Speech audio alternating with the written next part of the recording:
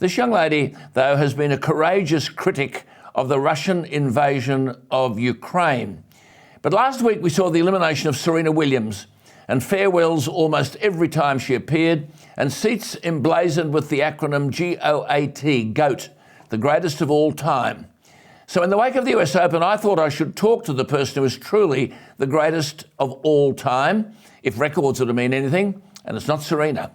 It's our own Margaret Court.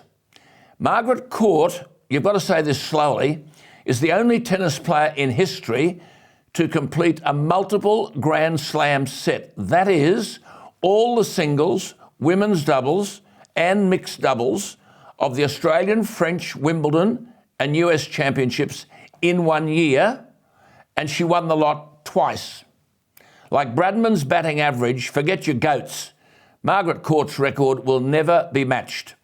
She is not appropriately honoured because of her views on gender and sexuality. I regard Margaret Court as perhaps our greatest living Australian. Not only did she win 64 Grand Slam titles, I mean, think about it. She won 11 Australian Women's Singles Championships, 5 French, 3 Wimbledons, 5 US Opens. She won 19 Grand Slam Women's Doubles titles, 21 Grand Slam Mixed Doubles. And listen to this, her win-loss performance in Grand Slam singles was 90.12%. On all surfaces, she had a winning percentage of 91.74%. You're talking about goats? That is the best of all time, men or women. Don't give me this goat nonsense. This is Bradman-esque. She won 10 Grand Slam mixed doubles titles with Kenny Fletcher. I played junior doubles with Kenny Fletcher, great fellow.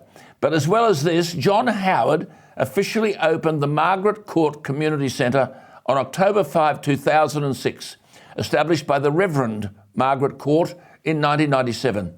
In the last financial year, Margaret's community outreach distributed 6,300 tonnes of food at a value of $35 million, meeting the mission statement of the Margaret Court Community Outreach to give hope and care for those in need, giving a hand up, not a handout, to assist in changing the culture of people so they can also have an impact on their families and the broader community, to have centres in all areas of WA in order to relieve the financial burden on the state, and to develop nutritional programs to assist schools and families to collaborate and strengthen the wider community.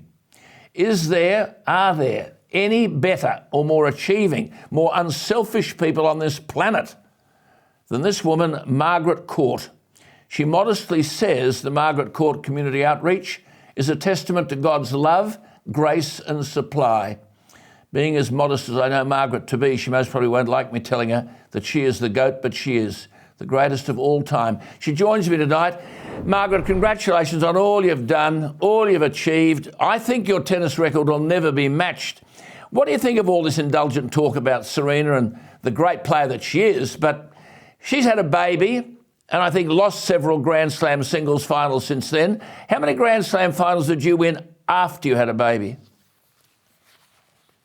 Oh, Alan, I have never studied that, but I know I won quite a few. I know after having our first child, I went back and I won 24 out of 25 tournaments in that 1 year.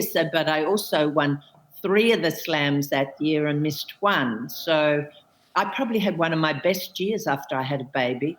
I had a peak of fitness I never knew. And I'll always remember that they were doing research on there was a Russian runner and myself at that time, particularly after having children. So I always remember it was one of my best years after having a child. Wonderful.